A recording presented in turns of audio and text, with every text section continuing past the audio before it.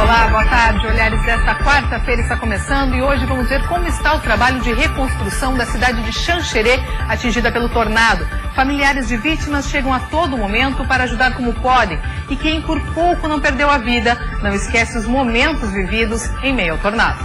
Vento muito forte, daí quebrava os vidros. Meu Deus, aí todo mundo ficou desesperado, pensando como é que a gente conseguisse salvar. Todo mundo ficou em desespero, chorando. No programa de hoje vamos falar também sobre o papel dos pais na educação. De que forma pai e mãe podem dividir as tarefas para conviver com mais harmonia, né, Tainá? Isso seria muito bom. E a gente vai falar também com os homens agora, Maria Paula, os homens que gostam de jogar o seu futebol toda semana. E tem muitos grupos reclamando da falta de goleiro, mas os seus problemas acabaram.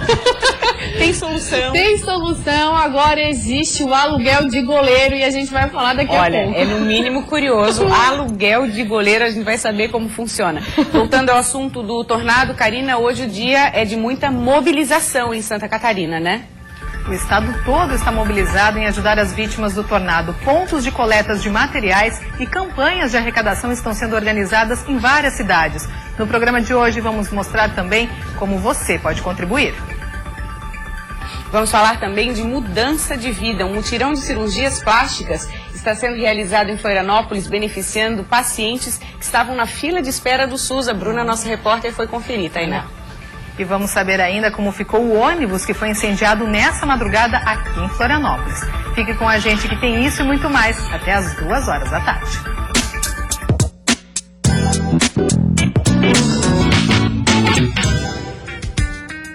As famílias de Xanxerê que foram atingidas pelo tornado continuam os trabalhos de reconstrução.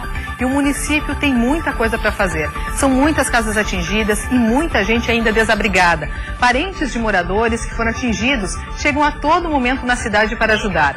E quem sobreviveu não esquece os momentos em que esteve em meio ao tornado. O tornado que devastou alguns bairros do município de Xanxerê assustou muitas pessoas. Alguns registraram os momentos de pânico. Meu Deus, ali tá voando tudo! Gente do céu! Pelas imagens aéreas é possível ter a dimensão da tragédia. Casas totalmente destruídas e as ruas tomadas de entulhos. Marcelo está há 2 meses morando em Xanxerê. Perdeu tudo, mas conseguiu salvar a vida da esposa e dos 2 filhos. E foi muito rápido, acredito que 1 ou 2 minutos, né? E sei que eu vi que minha esposa foi eu peguei minha filha e passei para minha esposa e vi que as duas foram arremessadas um pouco com o tornado e contra a parede. E aí meu filho que estava no quarto dormindo, que quando eu percebi que ele não estava, eu fui no quarto, estava travada a porta. Eu consegui destravar e ele estava meio que ainda um pouquinho voando com coisa em cima dele, que eu consegui tirar ele.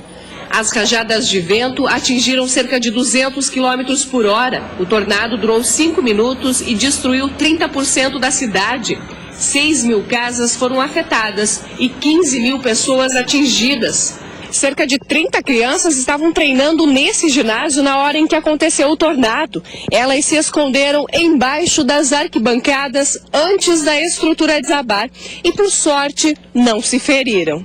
Essas 2 estudantes estavam no ginásio na hora em que aconteceu o tornado. Daí começou os barulhos, o vento, aí o vento muito forte.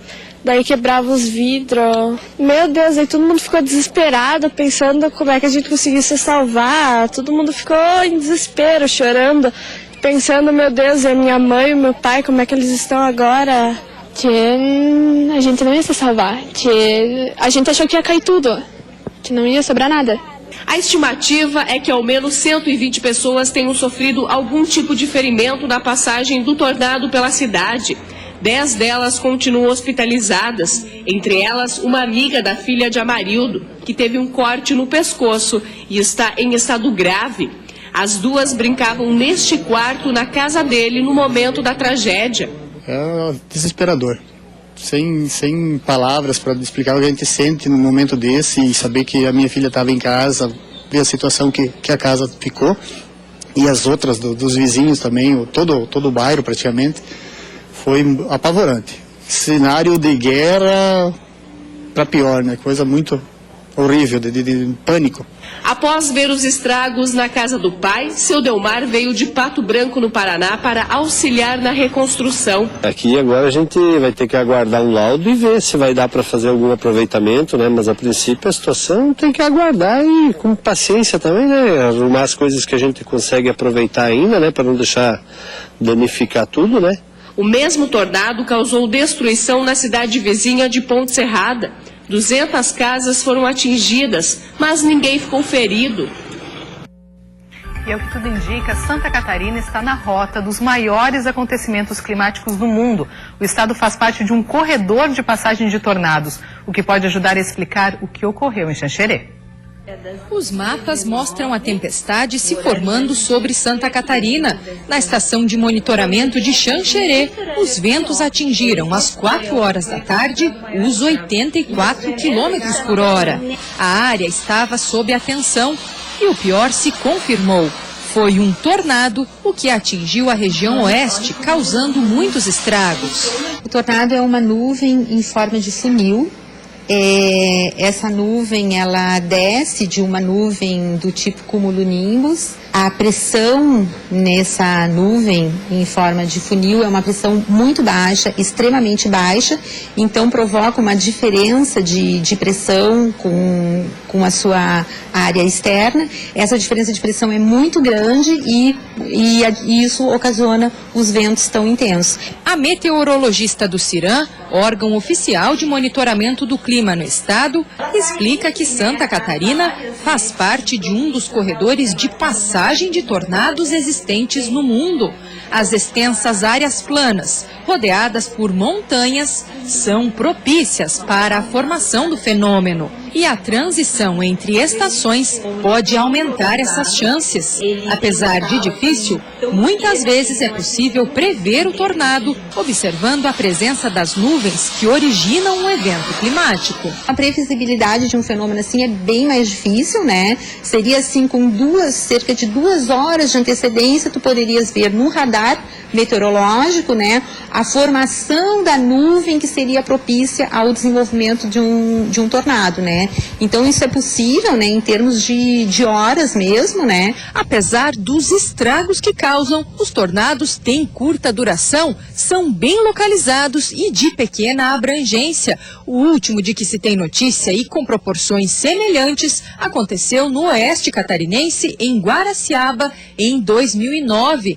A previsão do tempo indica que a instabilidade que traz chuva permanece, mas de maneira bem menos intensa e se afastando do estado nos próximos dias. Hoje se tem uma tecnologia muito grande para avaliar sistemas e fenômenos meteorológicos. A meteorologia, assim, os índices de acerto melhoraram muito.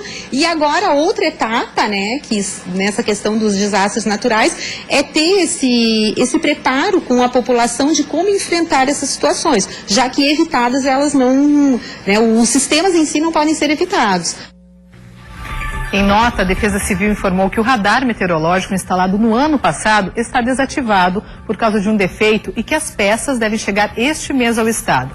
De acordo com a entidade, mesmo que estivesse funcionando, o equipamento não detectaria o tornado, porque tem cobertura de 77% das cidades catarinenses e Xanxerê não é uma delas. Maria?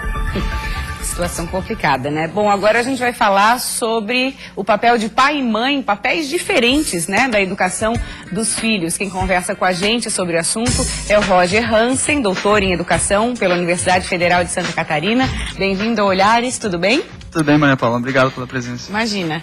Roger, quando a gente fala em educação de filhos, né, essa coisa de papel de pai e mãe, dá para diferenciar certinho, assim, qual a função da mãe, qual a função do pai, ou acaba sendo mais na prática, erros, acertos? O que você acha? Claro, com certeza, esse papel, ele não só dá para diferenciar, como nós devemos ter muito clara essa diferença. Porém, a primeira questão para nós podermos avaliar bem essas distintas funções é entender que pai e mãe não são necessariamente o homem e a mulher somente. Essa é a primeira questão que derruba uma série de preconceitos que nós temos. Então nós estamos falando em primeiro lugar de 2 funções que são extremamente necessárias na formação do ser humano, 2 papéis importantes, 2 referências distintas e essenciais, e que devem se equilibrar. Então essas diferenças devem existir e, portanto, nós devemos aprender que, em relação à mãe, pode ser que o mais necessário, o mais adequado, seja que a mulher, aquela que deu à luz essa criança, ocupe esse papel. Mas nem sempre isso é possível. Nós temos casos de crianças que perderam a mãe, ou de crianças adotivas, mas o grande fato é que alguém terá que ocupar esse papel. Alguém terá que exercer essa função com a criança. A gente está falando, além de homem, de mulher, a gente está falando de responsáveis por essas crianças. Exatamente. Tá. E que assumem distintos papéis. Então, quando nós usamos essas palavras, mãe e pai, nós estamos falando, Maria Paula, de distintas funções. Então, por exemplo, a função da mãe é uma função de acolhimento, de aconchego, de proteção. É aquela situação que evita que a criança se machuque, é aquela situação que afaga a criança após uma situação complicada, um pequeno acidente.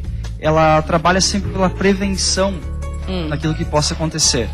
O pai é uma postura distinta, é um cuidado mais vigilante, uma vigilância um pouco mais distante. Por exemplo, uma situação, a gente está aqui num dia chuvoso, não é? O pai é aquela situação que diz assim, olha, vai pegar aquilo para mim, vai na chuva mesmo. E a mãe diz, cuidado, você pode ficar gripado. Põe um agasalho. Põe um agasalho. Então, esses dois papéis, eles são muito importantes. E o que acaba acontecendo é que quando os pais não conhecem que esses papéis funcionam dessa maneira, eles acabam gerando contradições. E isso acaba sendo muito prejudicial para as crianças. Então é fundamental que o casal ou esses responsáveis conversem entre si para delimitar isso, né? O que acontece muitas vezes, Roger, é uma coisa para a mãe, no caso. Aí a mãe diz, fala com teu pai, e vice-versa, né? Exato. Fica uma coisa de empurra. Isso acaba confundindo um pouco essa questão dos papéis, né? Exatamente. E essa confusão é o pior que pode acontecer. Então, os pais devem saber que quando nós falamos em um equilíbrio, em harmonia de pai e mãe, nem sempre nós estamos falando de opiniões que são as mesmas. Quer dizer, os pais às vezes vão ter opiniões distintas, porém alguém terá que ceder nessa conversa. Terá que haver um combinado entre os pais de mantendo minha postura como mãe, mantendo como pai, afinal de contas. Como nós vamos direcionar essa criança? Porque esse direcionamento deve ser claro e deve ser convergente, deve ser uma postura que pai e mãe aceitem. Nos seus cursos, né, que você dá os cursos, quais as dúvidas mais comuns de um pai e de uma mãe que chegam até você? Claro. Uma das principais dúvidas são em relação aos limites com as crianças. Muitos pais confundem a questão dos limites com uma falta de carinho ou com um distanciamento inadequado da criança. Então, os limites eles devem acontecer, só que o limite ele tem uma total relação justamente com o carinho, com o amor, com o afeto pela criança. Então, o fato da mãe se colocar e dizer isso não, agora não pode, muitas vezes é um sinal de carinho, de proteção, e a criança sente isso, por mais que isso não seja o mais agradável naquele primeiro momento. Ela precisa disso, né? Ela precisa disso. Então é importante que às vezes os pais possam conversar entre si para terem claro quais são os limites que vão definir para os filhos. Todos esses assuntos e muito mais que a gente conversou aqui estão no curso gratuito. O próximo é agora quinta-feira, amanhã, 23 de abril, mas as vagas já estão todas ocupadas, até porque o curso é gratuito, mas o Roger já está com uma lista de espera, né, Roger? Exatamente. A gente está deixando no ar o telefone e o e-mail, se você tiver interesse de saber mais. Vocês já estão aceitando os nomes para um próximo curso que vai acontecer? Exatamente, o curso acontece no Colégio Florência, então quem quiser pode enviar um e-mail para o nosso site, que é através do e-mail comunicação@colegioflorencia.com.br, e podem se inscrever. Nós estamos já formando uma nova turma que vai ser divulgada daqui uns dias. Para pais com filhos em idade entre 0 e 6 anos é importante que entre 0 e 6 anos, que esse é o foco da pedagogia forense, que é o trabalho que nós desenvolvemos há muitos anos, então esse é o foco dentro dessa faixa etária específica. Tá ok, muito obrigada e sucesso. Eu que agradeço, obrigado. O programa Olhares segue com uma outra entrevista agora com a Tainá. Sim, isso mesmo. Olha, bacana essa iniciativa. Minha próxima entrevistada aqui, a Carla, achou bem legal, muito legal, né? Eu tô aqui com a Carla, ela que é coordenadora da gestão comercial do Senac, da faculdade, e ela tá aqui para falar pra gente que as inscrições para quem quer ingressar na faculdade do Senac estão abertas. É isso, Carla? Tudo bom? Boa tarde, Tainá. Obrigada pelo convite. Imagina, é um prazer te receber aqui novamente, ainda mais para continuar falando até de um mesmo assunto. Sim. Que é a educação, né? Que é muito importante, né? A faculdade, a escola hoje é esse outro elemento que que o professor Roger estava falando. Sim, Carla, quando a gente fala em SENAC, a gente está falando em quê? Em curso técnico. E é muito importante a gente falar da importância do curso técnico nos dias de hoje. Eu lembro que você já veio aqui, a gente já comentou sobre o assunto, a diferença de um curso técnico para uma faculdade. Vamos falar um pouquinho sobre isso? Vamos. É bem importante porque o curso técnico, nós temos também no SENAC, é técnico. Hoje nós viemos divulgar a faculdade de tecnologia. Que é um pouco diferente. Sim, tem as mesmas prerrogativas de qualquer faculdade de 4, 5 anos, só que é bem mais rápido. É uma faculdade de tecnologia que alguns cursos são de 2 a 2 anos e meio, outros 3 anos. Mas tem as mesmas prerrogativas legais do que qualquer outro curso de graduação, bacharelado, igualzinho. A primeira dúvida que a gente tem quando fala em curso técnico eu ganho diploma de faculdade. De faculdade. Então eu posso prestar um concurso público. Sim, essa é a dúvida. Na verdade, não é o curso... Um curso de mestrado? Sim, não é um curso técnico, ele é tecnólogo. Ele vai se formar em tecnólogo no curso que ele escolheu, ou gestão comercial, ou tecnologia da informação. Ele tem as mesmas prerrogativas legais, ele pode fazer concurso. Os cursos do SENAC na área de gestão, ao final do curso, ele recebe a carteirinha do Conselho Regional de Administração. Ou seja, pode prestar concurso, pode fazer mestrado em faculdade pública ou privada. Tranquilamente. As mesmas prerrogativas legais. Que bom. Então, quais são os cursos que o SENAC abriu e está oferecendo aí para quem quer ingressar numa faculdade tecnóloga com um tempo mais curto, que isso é muito bom também, né? Sim, e principalmente, hoje as pessoas não têm mais muito tempo. Elas querem fazer uma graduação, depois uma pós-graduação, porque o mercado exige. Graduação é o mínimo. Rápido também no mercado de trabalho. Sim, com certeza. Então, nós temos o curso em 3 faculdades, Criciúma, Tubarão e Florianópolis.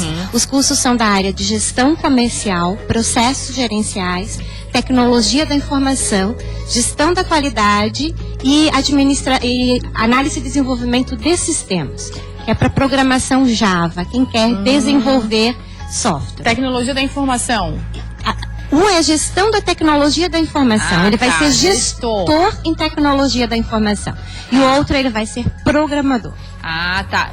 O mercado hoje em dia, ele está pedindo mais o quê? Profissionais em quê? Ele se enquadra em algum desses cursos que vocês estão oferecendo? O mercado, o que mais está contratando hoje, o mercado, ele está buscando profissionais da área de tecnologia da informação. A gente tem um polo muito forte aqui em Santa Catarina. Aqui em Blumenau, Florianópolis e Blumenau é um polo gigantesco. Todas as áreas de comércio e serviço. E também a questão de uma indústria, a gestão da qualidade é ponto sine qua non, é essencial. Carla, então, por favor, deixa aí o endereço eletrônico. Nossa, que antigo endereço eletrônico. O site do SENAC. Olha, eu é que deveria dizer que sou antiga, hein, Tainá? Entreguei a minha idade aqui agora. Bom, o site qualquer para as pessoas se inscreverem, né? Até quando vai também? Vai até 28 de maio e o site é www.sc.senac.br. Tá bom, obrigada. Nós que agradecemos. Muito obrigada. Meninas, é com vocês agora. Sim, a gente faz um rápido intervalo. No próximo bloco você vai ver que nossa equipe acompanhou um dia do mutirão de cirurgias plásticas. Você vai ver como é que funciona. Vamos falar ainda sobre o tornado que atingiu Xanxerê. O estado todo está mobilizado em ajudar as vítimas desse tornado. E você vai saber também como contribuir. Não saia daí que a gente volta já já.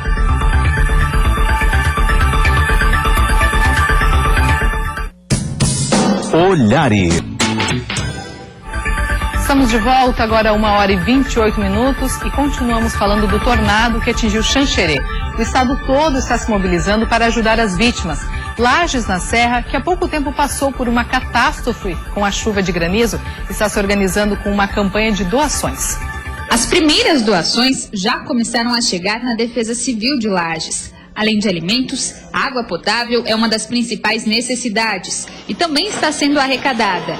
Pela manhã, 2.700 litros de água foram doados por uma empresa.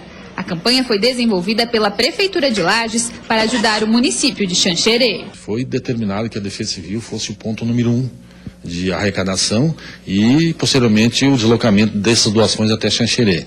Mas outros postos também, já foi comunicado aí para nós, através do prefeito, que a rede de supermercados e a rede de postos de combustíveis também farão parte dessa coleta. Há 6 meses, Lages passou por uma situação parecida com a cidade do Oeste. O temporal de granizo, que caiu em outubro do ano passado, afetou 60% da população, deixando um prejuízo de mais de 38 milhões de reais. Segundo o prefeito, depois de ter passado por isso e ter conseguido se reconstruir, chegou a hora de Lages retribuir toda a ajuda recebida na época. Alguns exemplos, alguns fatos que nós vivenciamos servem de experiência para que ele conduza e que ele possa restabelecer a cidade mais rapidamente. Dona Dirce sabe bem o que é precisar de ajuda. A aposentada se sensibilizou com a causa e resolveu fazer a sua parte. Eu passei tudo por isso no granizo, né? E também fui ajudada. Os meus vizinhos me ajudaram. E agora decidiu retribuir? Com certeza. O caminhão com os donativos recebidos pela população de Lages vai sair daqui da cidade com destino para Xanxerê no meio da tarde. A campanha será intensificada e vai durar até que o município do Oeste esteja com a situação normalizada. E quem mora na região norte do estado também pode ajudar. A Defesa Civil de Jaraguá do Sul está encaminhando materiais. Os bombeiros voluntários de Corupá e Xireder também se mobilizam para arrecadar donativos. E em Joinville, uma central solidária foi montada. O Albanir Júnior nos traz todos os detalhes. Boa tarde, Karina, Maria Paula e Tainá. Os municípios da região norte têm se mobilizado para ajudar as famílias atingidas pelo tornado na região oeste de Santa Catarina. A Defesa Civil de Jaraguá do Sul atendeu a um pedido da Defesa Civil Estadual e vai encaminhar 500 colchões, 1.000 cobertores, kit de limpeza, que fazem parte de uma reserva técnica que foi doada à cidade de Jaraguá do Sul e que agora vai ajudar os moradores de Xanxerê. 3 caminhões, sendo 2 empresas privadas e um da prefeitura, vão encaminhar esse material até Xanxerê. Os bombeiros voluntários de Corupá e de Xireder também organizam campanhas para arrecadar donativos. Em Joinville, a Defesa Civil se reuniu de manhã para discutir algumas estratégias de ajuda aos desabrigados. Uma central solidária também foi montada e reúne várias entidades aqui de Joinville para arrecadar alimentos, água, leite, roupa de cama, produtos de limpeza e também de higiene pessoal. Os interessados podem encaminhar esses donativos à Central Sagrado Coração de Jesus, que fica na rua Inácio Bastos, no bairro Bucarém. De Joinville, Albanir Júnior para o programa Olhares. Obrigada, Albanir. Com certeza, muita gente vai ajudar. O momento é de união e de ajuda mesmo para todas essas famílias, essas pessoas. Olha, mês de abril, mês das próteses dentárias na Oralsim. Dr. Luigi me contava há pouco que essa semana é especial. Conta pra gente, Dr. Luigi, qual a novidade? Exatamente, boa tarde a todos. Boa tarde. Mês das próteses dentárias na Oralsim. Então, essa semana, exclusivamente, a Oralsim traz a campanha do Adeus à Dentadura, dedicado às pessoas que utilizam prótese total, prótese móvel. Nós já viemos conversando, explicando as dificuldades que essas pessoas têm, né, em utilizar esse tipo de prótese. As limitações mesmo. Exatamente, né? Limitação em se alimentar, em falar, autoestima, né? Então essas pessoas que utilizam esse tipo de prótese há 20, 30 anos, essa semana é especialmente dedicado a elas. Isso em toda a rede Oralsim, de todo o Brasil? Isso, exatamente. A Oralsim conta hoje com mais de 40 unidades em todo o Brasil. Só que no estado de Santa Catarina são 7 unidades. Então aqui fica o nosso convite para que as pessoas possam entrar no site da Oralsim, procura a unidade mais próxima. Aqui em Florianópolis, o telefone é o 3304-2400. Fica aqui nosso convite para você ligar, agendar a sua avaliação aí e aproveitar essa oportunidade que a Oralsim oferece nessa semana, mas lembrando aí que é só até sexta-feira. Então tem que correr para dar adeus à dentadura mesmo, assim. Exatamente. Nós vamos abrir aqui uma exclusividade para que 10 pessoas que ligarem agora, voltando o telefone da clínica, é o 3304-2400, com 10 pessoas que ligarem agora, terão uma condição de atendimento aí muito especial. Que bacana, especial para os telespectadores do Olhares. Exatamente. Então tá, muito obrigada. Até quarta que vem, que a gente sempre abre espaço aqui para falar da importância da saúde bucal. Até a próxima, obrigada. Eu que agradeço, até a próxima. Agora a Tainá vem aí com uma dica bem bacana também para você. Isso mesmo, agora eu quero dar um recado para vocês. Beleza é, acima de tudo, uma questão de confiança, está a 3 passos de você e que essa fórmula cabe dentro da sua bolsa, pois é, graças à maior inovação da Close-Up até hoje, a linha Close-Up Diamond Attraction Platinum White, você terá a confiança que faltava. Ó, gente, primeiro, use o gel dental Platinum White. Ele possui a revolucionária tecnologia Blue Light, que proporciona branqueamento instantâneo com 3 vezes mais poder. Com ele, os dentes ficam visivelmente mais brancos desde a primeira escovação. Escovação é essa, ó, gente, que deve ser feita com a Close-Up Ultra Rich. A primeira escova com esse design inovador, com pescoço mais longo e fino, feito especialmente para facilitar a escovação dos dentes do fundo, que são mais propensos a cáries. Acabando a escovação, use o enxaguante bucal Platinum Fresh. Graças à sua consistência, ele proporciona uma refrescância intensa, além de ter um sabor super sofisticado, assim como o gel dental. Anotou aí a fórmula, muito fácil, né? E pode confiar, corra e experimente.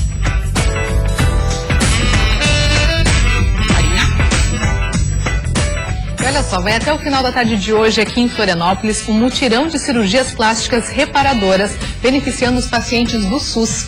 Muito legal essa iniciativa, são 13 médicos envolvidos e pelo menos 20 procedimentos estão sendo oferecidos. Dona Edeneia chegou cedo ao hospital universitário. Depois de 2 anos de espera, ela finalmente vai operar suas pálpebras. Decidi assim que elas estavam me incomodando, então a gente partiu para uma cirurgia, para uma melhora de estética. Esteticamente, que eu não me sentia muito bem. E ela não está sozinha. Karen também veio corrigir um problema hereditário na região dos olhos. No período da manhã, os olhos ficam muito inchados e no final da tarde, pelo fato de o decorrer do dia vai desinchando, a pálpebra acaba pesando e formando uma sombra nos olhos, né? O diretor do Departamento de Ação Social da Sociedade Brasileira de Cirurgia Plástica explica que os mutirões de reparação são realizados no Brasil inteiro, mas para que aconteçam precisam passar por critérios específicos.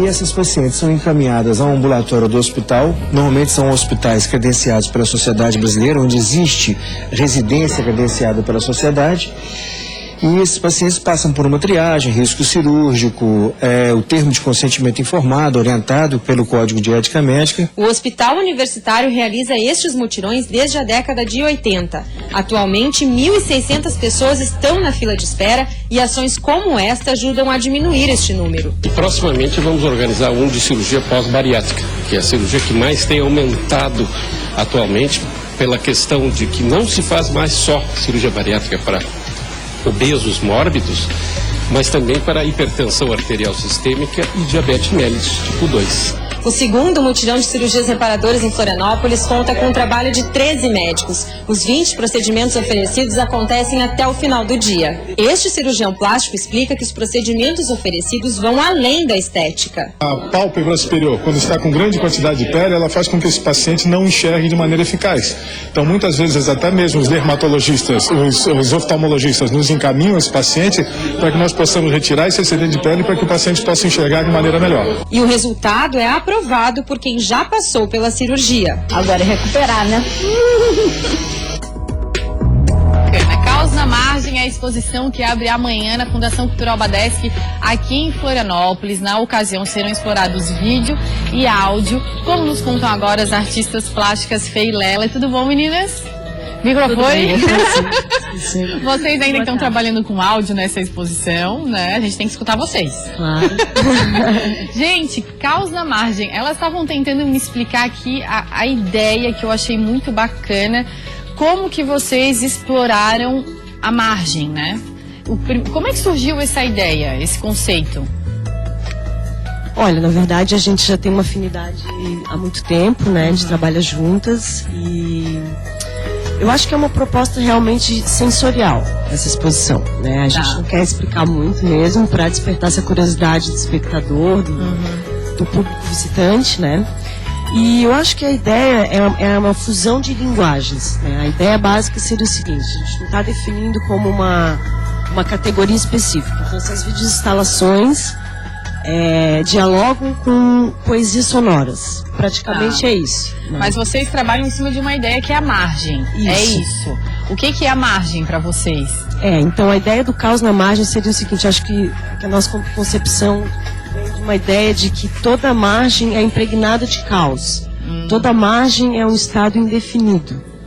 Então, a partir dessa fusão de linguagens que a gente está propondo, a partir da fotografia, da poesia e do vídeo-arte, a gente consegue colocar uma ideia do indefinido mesmo, dessas passagens entre as linguagens e esse caos que, na verdade, a gente já vive uma era de caos em todos os sentidos, né? A margem para vocês, vamos tentar imaginar. A margem seria a história de estar sendo contaminada pelos dois lados. Como uma linha que divide... invisível que separa dois lados, mas que, na verdade, ela...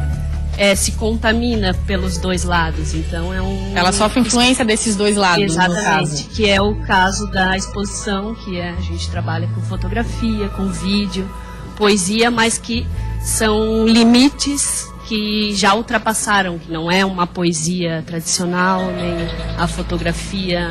Não é literalmente, as coisas não são feitas de forma. Sim, as linguagens são várias linguagens que interagem, né? E uma contamina a outra. De que forma? Vamos tentar imaginar isso, que a gente não tem imagens, eu acho, mas pra gente, como é que funciona isso na fundação, no espaço da fundação? Existe um espaço. Aí. Essa imagem, na verdade, é uma fotografia com uma projeção aplicada sobre ela. E essa é um objeto, que é um livro, que também há uma projeção sobre ela. E durante esses dois espaços haverá esse áudio, que é essa poesia sonora, que vai estar acontecendo em diálogo com essas duas... Com essas duas formas de expressão artística. Efêmero, porque não se escuta, então a gente está brincando, assim, trabalhando também com outros sentidos, não só o contemplativo, né, mas também o visual, o auditivo. E essa poesia, esse som que está no ambiente, realmente é o que dá unidade para a exposição, né? É o que faz o link, é o que junta tudo, Exatamente. No caso. Esse som, ele é um caos, então? Ou é uma poesia falada normalmente, tranquila? Ou é feita de uma forma... Vem dessa linha, dessa fusão mesmo, de línguas que são, vamos dizer, transformadas. Um poema meu em alemão, escrito ao contrário, usando o reverso dessa fala, provocando outras sonoridades desconhecidas, que não se sabe que língua é aquela. Eu achei isso massa, porque uma poesia em alemão, né? O alemão já é uma língua complicada. Ainda de trás pra frente, gente, aí vira o caos, né? Não, mas acho que tem alguns momentos que existe momentos legíveis, né, onde a minha poesia fica clara, que eu acho que são pistas para o espectador, quer dizer, existem frases que são realmente em português e algumas não. Então é um pouco da descoberta de cada um essa experiência de estar ali, uma experiência, né? Sensorial, visual, exato, auditiva. A gente quer que o público tenha essa experiência mesmo, que ele entre na exposição, e a exposição foi pensada pro espaço, né? Não foram obras que já existiam, que estão lá expostas, não, ela foi pensada para esse espaço. Bacana, meninas, a exposição abre amanhã na Fundação Cultural Badesc, o horário, qual vai ser? A partir das 19 horas. Vocês estarão lá? Nós estaremos lá. Claro, e aí finaliza 22 de maio. É interessante ir depois da abertura para ter uma experiência própria, porque como realmente todo mundo conversa, fala abertura, quer o momento de dialogar também do espectador. E de explicar a ideia de vocês também, isso é muito importante, né? E depois, para ter essa experiência, vamos dizer, mais em silêncio, porque a gente propõe mesmo que esse momento do tempo corrido, do dia a dia, seja um espaço que a gente vai lá contemplar, sentir, sair da rotina mesmo. E essa experiência de poder, quer dizer, ter uma relação diferente com a arte, assim. A gente está querendo transgredir em alguns sentidos, até no papel de parede lá, vocês vão ver. Tem várias surpresas, apareçam. Muito só para explicar, para dizer que fica até dia 22 e que a visitação é de segunda a sexta, das 12 às 19 horas. É bacana, e a arte eu acho que serve para isso mesmo, para a gente fugir um pouco da realidade e experimentar outras formas de sentir, né? Que isso é muito importante, eu acho. Obrigada, tá? Obrigada a você. Vale a pena. Obrigada, meninas, é com vocês. Uma proposta bem bacana. E olha só, no próximo bloco nós vamos ver que 200 militares do Exército já estão em Xanxerê para auxiliar na reconstrução e segurança da população. Infelizmente, Maria, tem pessoas que se aproveitam da tragédia. Vários locais de Xanxerê já foram saqueados. Nossa, esse é o tipo de notícia que a gente não gosta de dar, né? Verdade. Olha, e a gente também vai descobrir, depois do intervalo, uma coisa inusitada. É uma empresa que aluga, sabe o quê? Goleiros. Fique ligado que a gente conta pra você daqui a pouquinho.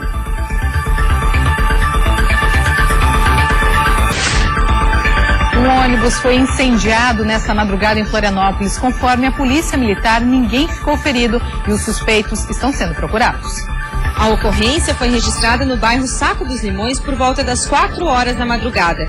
De acordo com a polícia, o homem usando um boné e uma pistola teria entrado no veículo em um ponto na rua Aldo Alves. Ele ordenou que todos descessem e em seguida ateou fogo no ônibus, que ficou completamente destruído. O suspeito teria fugido de carona em uma moto vermelha. O motivo da ação criminosa será investigado. A equipe do Programa Brasil Urgente Santa Catarina está acompanhando o caso e traz todos os detalhes às 4h15 da tarde. E autoridades do governo do estado e federal estiveram em Xanxerê para apoiar a cidade e anunciar recursos após o tornado. A reconstrução deve ser demorada. A prefeitura estima que pode levar até 1 ano para a cidade voltar ao normal. O ministro da Integração Nacional, Gilberto Oshi, anunciou a liberação do Fundo de Garantia por Tempo de Serviço e de linhas de crédito do Minha Casa Minha Vida para as famílias de Xanxerê atingidas pelo tornado. Então nós vamos trabalhar no sentido de fazer o restabelecimento da cidade para que ela volte a funcionar, e isso com energia, isso com limpeza das ruas, e isso tudo nós vamos fazer em parceria com a prefeitura. E depois a reconstrução. Aproximadamente 200 militares do Exército já estão na cidade para auxiliar na reconstrução e na segurança da população. De acordo com a Polícia Militar, vários locais foram saqueados. Para ajudar as vítimas, vários pontos de arrecadação de donativos já estão montados em todo o estado. Nesse primeiro momento, as pessoas que queiram doar, queiram ajudar, né, as pessoas que foram afetadas, a gente solicita que seja encaminhado água e materiais de construção para a reconstrução. E nesse momento, devido à falta de energia, infelizmente a gente tem uma dificuldade de abastecimento de água, né, da Casan, que está sem conseguir fazer essa possibilidade de distribuição. Então isso é crucial nesse momento. O governador Raimundo Colombo também visitou as áreas atingidas e nos próximos dias o governo do estado deve anunciar a liberação de recursos para a reconstrução da cidade. Nós temos um fundo de defesa civil que está totalmente à disposição para a gente fazer toda a fase da reconstrução. Agora é uma fase de emergência, de retirar entulhos, de retirar árvores, de ainda dar atenção a todas as pessoas, e depois vem o trabalho da reconstrução que será iniciado imediatamente. E o meio-oeste do estado também está solidário aos moradores dos municípios pontos de coleta de donativos. Em Joaçaba, a campanha tem apoio da Câmara de Dirigentes Lojistas, diversas entidades e prefeitura do município.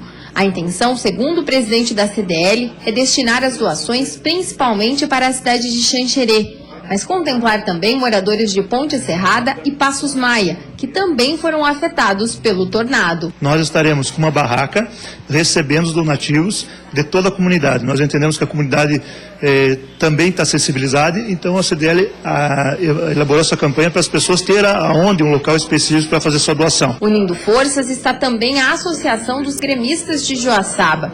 De acordo com o patrono, a urgência faz com que seja preciso correr contra o tempo. Eu sempre digo assim, eu prefiro 1000 vezes ajudar do que ser ajudado, né? A gente poderia estar no lugar deles, sofrendo como eles estão, pessoas mortas, feridas, crianças sem ter um local quente para dormir.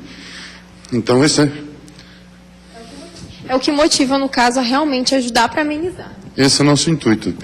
Quanto antes possível, quanto antes a gente puder mandar os alimentos, toda a sociedade de Joaçaba sempre nos apoiou, sempre nos ajudou, e não é dessa vez que eles vão falhar. Com 30% da cidade arrasada pelo tornado, água e alimentos não perecíveis são necessários para suprir as necessidades básicas da população.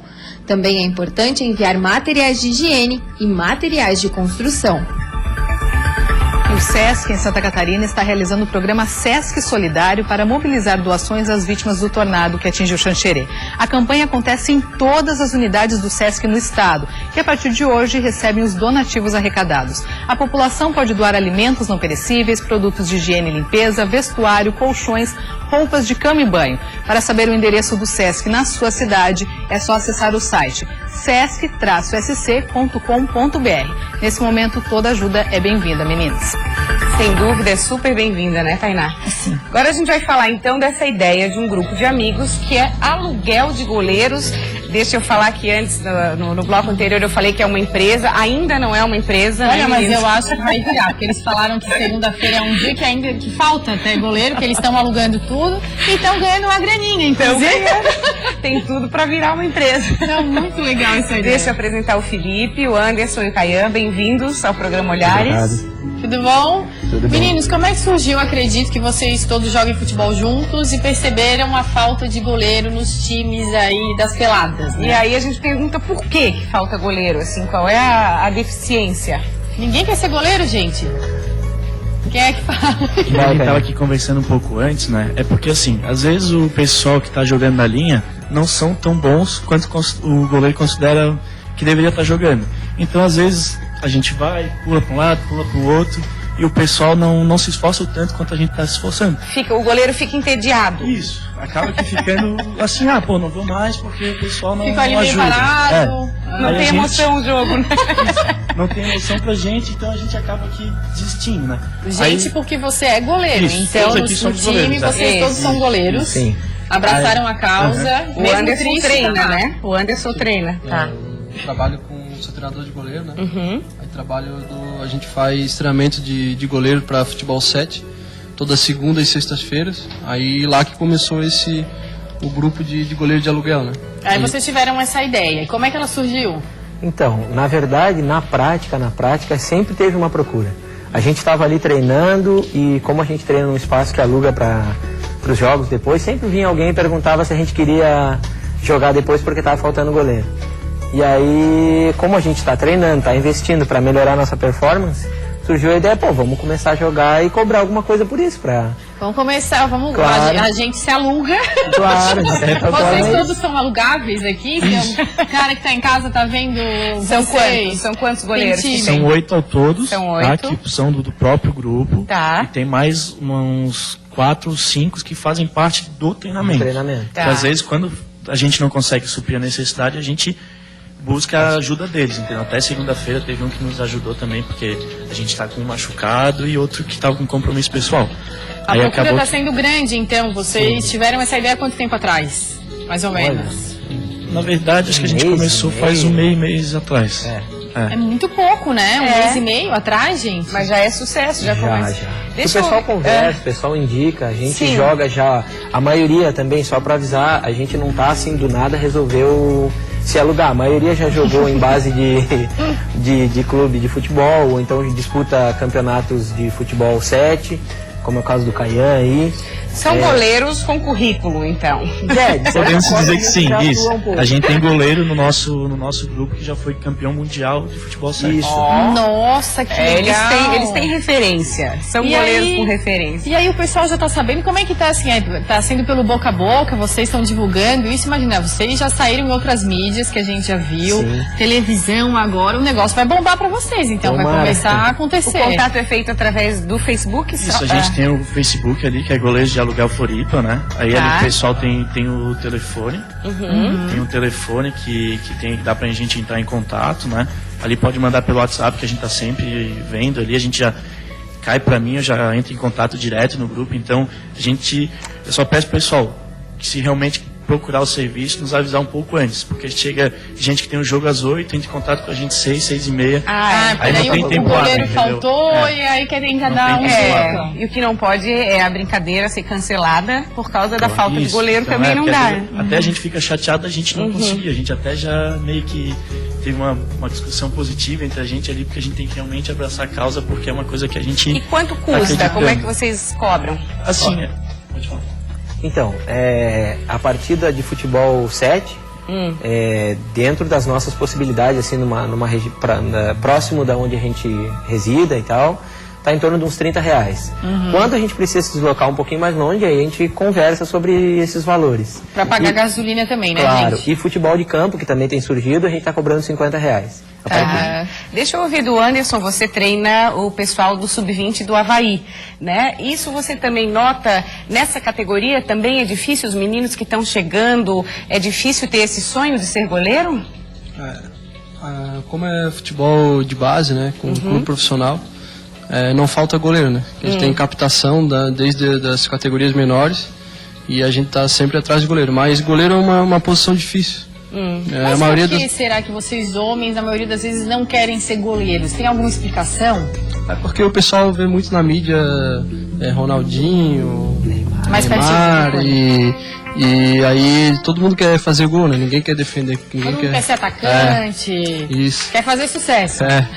E aí o goleiro... também quando o goleiro é bom, né, gente? Quando o goleiro é bom, aí tem um mega destaque. O negócio é ser bom, cada um na sua posição, não é? Tem muitos goleiros brasileiros que fazem muito sucesso, né?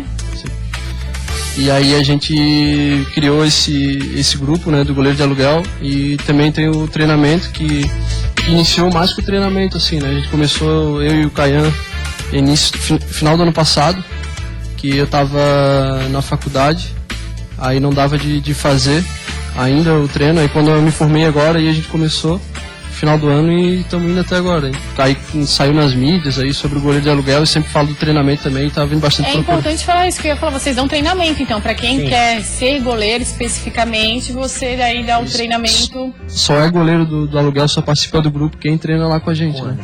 Isso é uma coisa que... Nosso sucesso é fruto do trabalho deles. Olha que bacana. Se a gente vai bem é porque o Anderson tá preparando a gente. Tem que ter o carimbo de qualidade do Anderson. Claro. Ninguém quer receber, trangueiro. Ninguém tá com escuta isso. E até o pessoal brinca ali, cada gol tomado é 50 centavos a menos. Até a gente já brincou, cada defesa é difícil, cada milagre que a gente fala, que o goleiro bom tem que fazer milagre, né? Aí a gente fala, aumenta 50 centavos a menos. A gente faz essas brincadeiras. É muito saudável, né? Sim. Qual que é o WhatsApp, então, pra... Pode ser comigo, é 8463-6480. E o 91266699. Facebook? Goleiros de Aluguel Floripa. Facebook.com/Goleiros de Aluguel Floripa. Tá certo. E quem tiver interesse nos treinamentos é 8833-3985. Acho que vai bombar, hein? Vai. A partir de que idade é legal começar treinamento, tem? A gente não pega muito iniciante lá, que eu trabalho com mais adultos, mas a partir de 15 anos... Já tá valendo? Já tá valendo? Já tem um menino lá de 15 anos lá treinando com a gente. Tem futuro? Tem. Então tá bom. Obrigada, menino, e sucesso. Muito obrigado. Legal, brigadão, viu? Karine, agora é com você. E assim a gente encerra o programa Olhares de hoje, agradecendo a sua companhia. Voltamos amanhã a partir da 1h05 da tarde. Você fica agora com o quadro Divulgação.